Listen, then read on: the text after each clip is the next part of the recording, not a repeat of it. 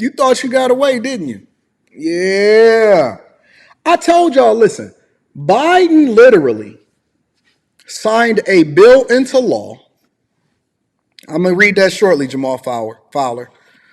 Biden literally signed a bill into law that allows for them to chase you down for the next 10 years. Biden signed a bill into law that allows for them to be able to chase you down for the next 10 years. Meaning, they're not necessarily in a rush. They just taking their time in order to build up the case against you. So everybody that went out there and y'all was PPPing it up, and I was warning y'all, I said, y'all, don't do that. Don't do it. It's not free money. It's not free money. It's not free money. I know you think that you smarter than everybody else. It's a setup. It's a setup. They not losing nothing. They not tripping off of it. All you doing is running up inflation. I seen a Lamborghini dealership was booming. Now everybody ain't got no G-Wagon. For some reason, a Lamborghini dealership only selling back to the rich again. Everybody was trying to go and get a Lambo. Everybody all of a sudden was trying to get a G-Wagon.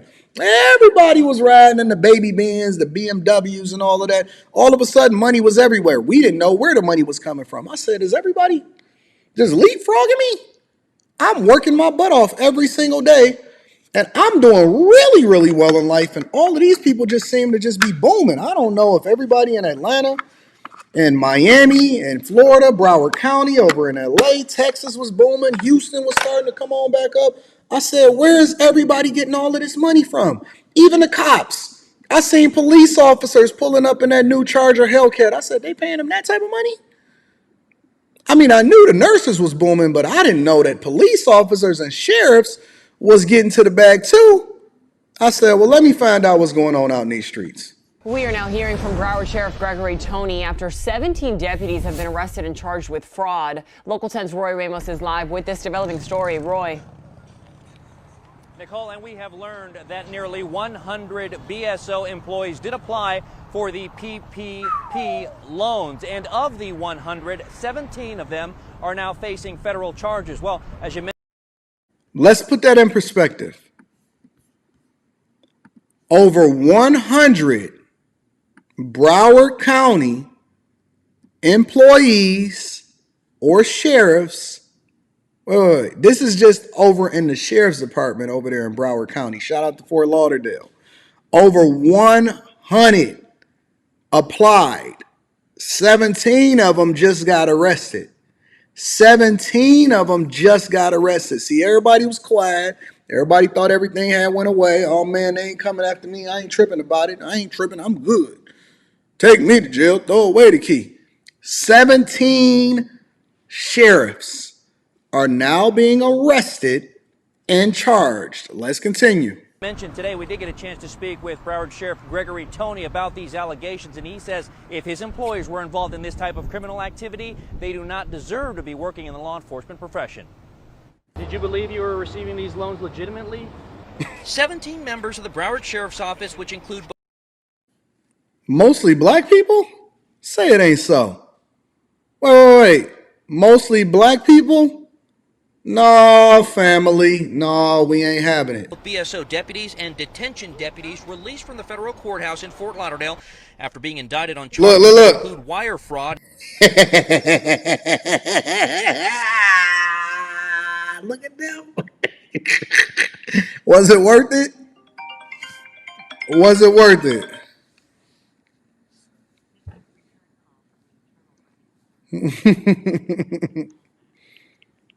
Nah, I'll find out later. I ain't worried about that right now. Was it worth it?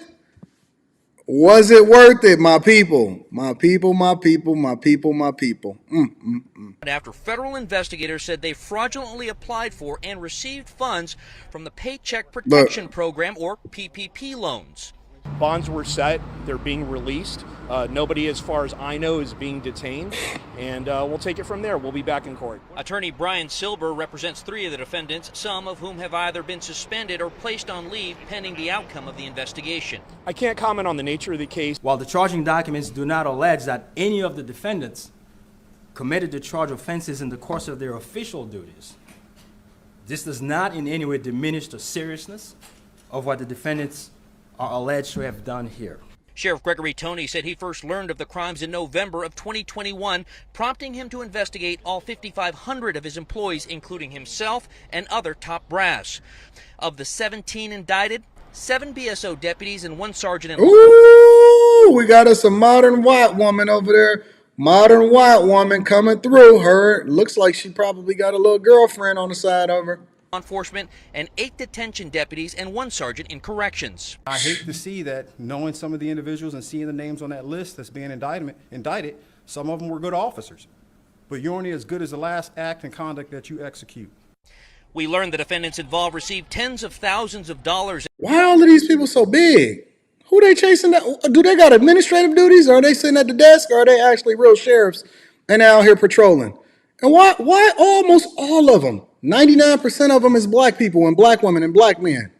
And while the investigation has proved that some of whom were investigated did have legitimate businesses, at the very least, the 17 now facing federal charges allegedly did not. If you're going to be participating... Larry, let me go straight to the press conference. We don't want to hear that nonsense. We don't want to hear it. Let's talk to this man with the foreign accent. Let's see what he has to say.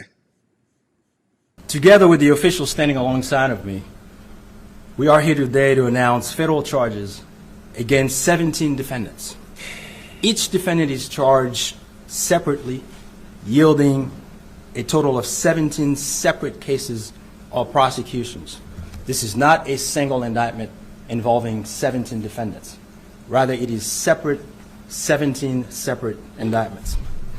As announced in open court earlier today, during the times of the offenses charged, all 17 defendants were employed as sworn officers with the Broward Sheriff's Office. The charges in all these cases spring from schemes to defraud COVID financial relief programs.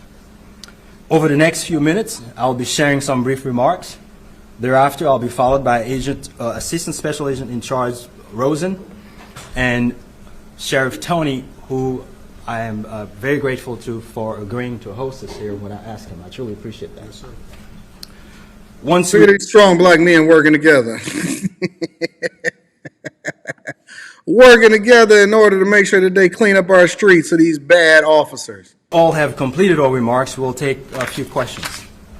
Now, as I believe most of us are familiar with, over 3.5 years ago, the United States Congress enacted what is commonly known as the CARES Act as a means of providing relief to millions of people suffering significant economic impact from the COVID pandemic.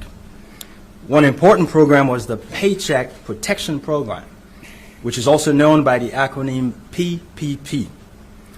The PPP authorized forgivable loans to small businesses for expenses including job retention.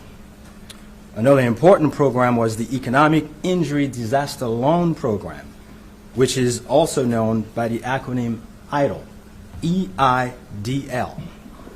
The EIDL authorized the extension of loans to small businesses experiencing a shortfall in revenue due to the pandemic at the time. Funds available under these programs were designed to keep small businesses afloat, to allow businesses to provide goods and services to their communities by assisting them in funding business costs. The prosecution of COVID financial fraud offenses has been and continues to be an important priority of federal law enforcement, including in this district. Since the enactment of the CARES Act, the United States Attorney's Office has charged more than 150 cases involving in excess of about $195 million in losses. This is not an abstract crime. It has real consequences, not only to our... Oh, they coming for you. They still got over 7-8 years to be able to find you. They probably looking at you right now. They said, did this person take the PPP loan? All right, let's go ahead and figure it out. Don't y'all know that they actually have like real tax payrolls and unemployment taxes that you have to pay and so many different employees that you have to justify as actually on your payroll and all of that? Don't y'all know that all of this stuff is documented? But y'all thought that you thought that just because you got an LLC and you filed for EIN and you was out here and you thought that you can go and get you $1 million and that was just to come up for you, right? You thought that was the end of the conversation? Oh, I got my sole proprietorship. I am a business. Most small business owners are one-person operations that's not even generating revenue or actually executing on becoming a business. They just reserving a name, saying that they're going to start a business with no plan, no revenue, no expenses, no nothing. And you thought that you was just going to wake up, finesse the government, and that they wouldn't track you down and see what was going on in your life. Don't worry about it. Economy, but also to our federal coffers. Now, you may have heard that the wheels of justice turn slowly, but turn they do. And when individuals take advantage of government programs intended to provide relief to people in need by fraudulently applying and receiving funds from those programs, the federal government will come after you. Whether it be in a year, 2 years, or 5 years, there is a reckoning. The 17 criminal cases announced today mark another significant set of prosecutions in our efforts to combat COVID financial fraud. On May 17, 2021, the Attorney General established COVID-19 Fraud Enforcement Task Force that is to marshal the resources of the Department of Justice in partnership with agencies across government to enhance efforts to combat and prevent pandemic-related fraud. Basically to chase you down. That's the C student translation. Now, later on in 2022, the Attorney General selected this district, the Southern District of Florida, to head a national COVID-19 fraud strike force team to enhance existing efforts to fight and prevent COVID-19 related financial fraud. This is a priority for the Department of Justice. And so, long story short, we don't need to see the whole thing. Long story short, they coming to get whoever it is that did it. And if you thought that you got away with it, they still got a little less than a decade to make sure that they. Biden, the one that you voted in, he said we got you. They was investigating them for a long time, way before they started. They've been investigating over 100 people that took the loan. So even if you took it justifiably, like if you was in the right, you still gonna be audited to figure out whether or not you did the right thing. You still gonna be audited in order to figure out. Look. Slow money is always the best money. No matter what happens, no matter what they tell you, if it's too good to be true, if it seems like it's just quick money or whatever, I ain't got to work for it, I ain't got to grind, it's the next best thing right next to the lottery. If it's a possibility for it to send you to jail, walk away. I don't care who it is. I don't care if it's your uncle, your father, the people that's standing next to you. They don't love you if they trying to convince you in order to go ahead and take that PPP loan. That's a fact, though. Stay out of that junk. Shout out to all of the sheriffs. Now we going to need new sheriffs. I knew there was a reason why they was opening up our borders. We got to get some new sheriffs. You know what I'm saying?